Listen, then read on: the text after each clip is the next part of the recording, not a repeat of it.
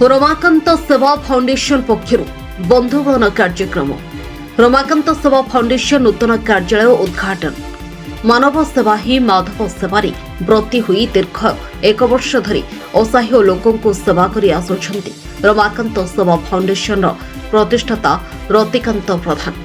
सूचना अनुसार रमाकांत सेवा फाउंडेशन 500 ऊर्ध्व सदस्य मानकु भद्रक जिला सहित पड़ोशी जिलार विभिन्न अंचल असहाय लोकों भेटी सेमानक दुख निज सक्षम अनुसार बुझी थांती। एपरि एक महत् कार्य पाई भद्रक जिले में निजर एक स्वतंत्र परिचय सृष्टि करिपारिछंती रतिकांत प्रधान। एही क्रम में इंग्राजी नूतन वर्ष 2026 आगमन में निज अंचल तथा नायकाणीटिहिरे एक नूतन कार्यालय को निज पिता रमाकांत प्रधान एवं माता सीतामणि प्रधान करकमल फिता काटी उद्घाटन करथिले। अवसर में बाबा रमाकांत प्रधान एवं बड़ भाई डॉक्टर रजनीकांत प्रधान द्वारा आखपाख अंचल शताधिक वृद्धा तांको शीत वस्त्र प्रदान करथिले। एथिसहित फाउंडेशन समस्त सदस्य मानक सहित शताधिक वृद्धा एवं स्थानीय लोक खाद्य ग्रहण सहित मनोरंजन कराइथिले। एपरि महत् कार्य करुथारु उपस्थित वयस्क व्यक्ति माने आशीर्वाद देवा सहित प्रशंसा करथिले। एही बंधुबलन एवं नूतन कार्यालय उद्घाटन उत्सव में वासुदेवपुर निर्वाचन मंडलीर पूर्वतन विधायक विष्णुब्रत राउतराय योगदान करथिले। उपस्थित समस्त जनता अनुरोध क्रमे एक भजन गाई लोकमानक सुनाइथिले।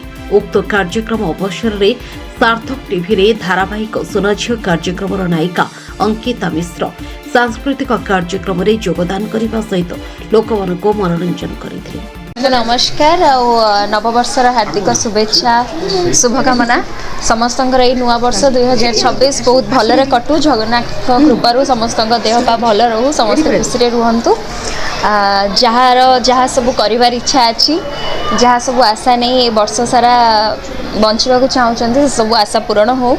आज मत ये इनवाइट करा रमाकांत सेवा फाउंडेशन ऑफिस इनाग्रेशन थिला मुझे आसी बहुत बहुत धन्यवाद देवी एठाकार कार्यकर्ता मानू मत ये आमंत्रित कर बाकी रहा यहीटा गोटे बहुत बड़ कथा कहीं आजिकल लोक मान भितर सेवा जिनसटा बहुत कम देखा ता भितर जो मैंने भी ए मन देते कहीं यहीटा गोटे बहुत खुशी कथा खास करके पेरेंट्स से माने बहुत खुशी मु तो चाहिए ये सेवा फाउंडेशन बहुत आगू को जाओ भगवान करंतु भाई बहुत लोक मानकर सेवा करंतु तांको ऊपर ऑटोमेटिक भगवान का आशीर्वाद आसीबा और से जीवन में बहुत आगू को जिबे। प्रत्येक पिला समस्त आपन देखिले आज प्रत्येक पिला डॉक्टर हो इंजीनियर होतांती आज जने बापा मां हाथ रे से तांकर एटा बहुत खुशी रो कथा से मानक पेरेंट्स को पई बापा मां को पई भी गोटे बहुत प्राउड मोमेंट सब बापा मां चाहंती एटा भी गोटे कर्म आज्ञा जमती डाक्टर इंजीनियर सेटा गोटे कर्म एटा भी गोटे कर्म तो सेया ही कहबी लोक माने समस्त सेवा करंतु सेवा मनोवृत्ति समस्त भीतर रहिबा दरकार। धन्यवाद। रतिकांत प्रधान रमाकांत सेवा फाउंडेशन मैनेजिंग ट्रस्ट। आज जो बंधुमिलन कार्यक्रम चली इंग्राजी नूतन वर्ष कौन कहबे से तो आज तो चली किंतु एटा दीर्घ दिन पूर्व आम जो सेवा फाउंडेशन सान भाई माने जो आयोजन करथिले आज आम आसी शेष में पहुंचीचु।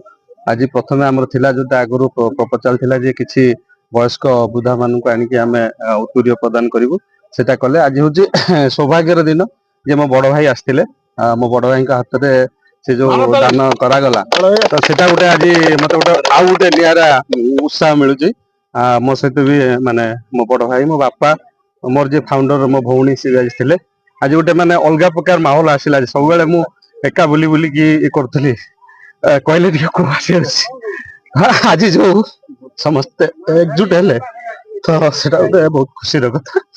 हाँ तो से जो भीतर यहाँ माने लुहटा हूँ खुशी से खुशीटा मुझे बयान करें तो यापर आमर कार्यक्रम अच्छी संध्या बेले आम भाई मैंने जो सब प्रोग्राम रखिंट अतिथि मैंने आसवे पाखापाखि 2-3 हजार आम जो फाउंडर मेंबर मैंने अच्छा से संध्यार आसवे समस्ते ये उपस्थित रे आमर जो मोटो मूल मोटो हूँ आम गोटे समस्त परिवार करके चलमु और समस्त सुख दुख आम समस्ते सामिल हमु। तो मो फाउंडेशन जो भाई मैंने अच्छा से मत एत सहयोग कर जोटा कि मो काम फाम मु पछरे पकई गोटे पारिवारिक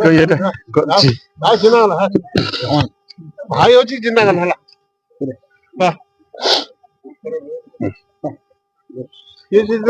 ତ ଯାହା କିଛି ଭାବିଥିଲି ସେଗୁଡା ସବୁ ଆଗକୁ ଠିକ ଠାକ ହଉଛି, ସେଥିପାଇଁ ମୁଁ ବହୁତ ଖୁସି। ଆଉ ମୋର ଫାଉଣ୍ଡର ଯେତେ ସବୁ ଭାଇ ଅଛନ୍ତି ସମସ୍ତେ ମୋର ମନ କଥା ବୁଝିପାରୁଛନ୍ତି, ଆଉ ମୁଁ ଯାହା ଚାହୁଁଛି ସେମାନେ ମତେ ସପୋର୍ଟ କରୁଛନ୍ତି। ୟା ଠାରୁ ଆଉ କିଛି ବଡ କଥା ନାହିଁ ମୋ ପାଇଁ। ଆଜ୍ଞା ନମସ୍କାର, ମୁଁ ରଜନୀକାନ୍ତ ପ୍ରଧାନ, ମୋ ସାନ ଭାଇ ରତିକାନ୍ତ ପ୍ରଧାନ, ମୁଁ ତା ବଡ ଭାଇ।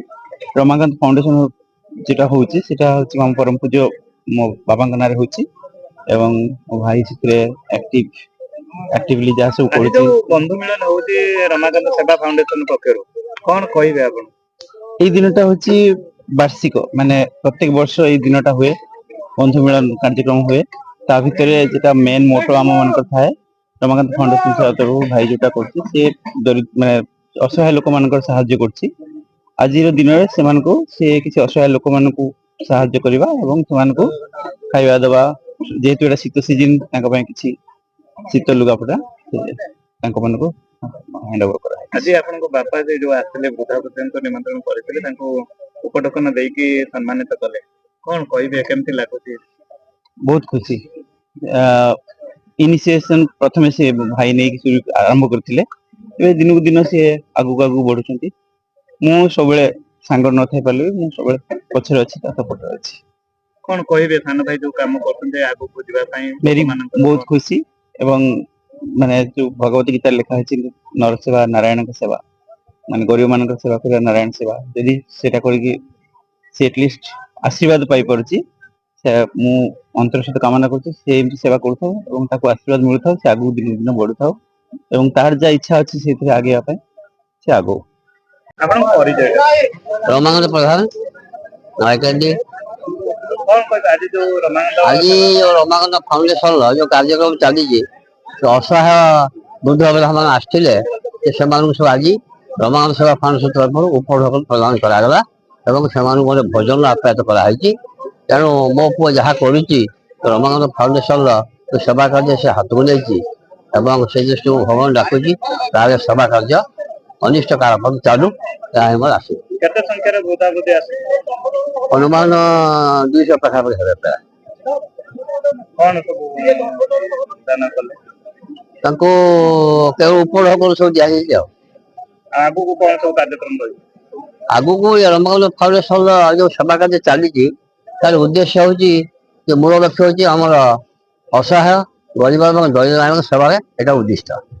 ଏହା ଭିତରେ ଅନ୍ୟ କିଛି ନୁହଁ, କି ଏଟା କୌଣସି ରାଜନୈତିକ ଉଦ୍ଦେଶ୍ୟରେ ଏଟା କରାଯାଇ ନାହିଁ, ତ ବୁଝିପାରିଲ। ତେଣୁ ଆମେ ସବୁବେଳେ ଚାହୁଁଛୁ ଯେ ଅସହାୟ ଗରିବ ଲୋକମାନଙ୍କ ପାଇଁ ଯେ ସେବା କାର୍ଯ୍ୟ ସବୁବେଳେ ଉଦ୍ଦିଷ୍ଟ ରହୁ। Bhadrak Basudevpur Ranjan Mallick report, news 18 Odisha.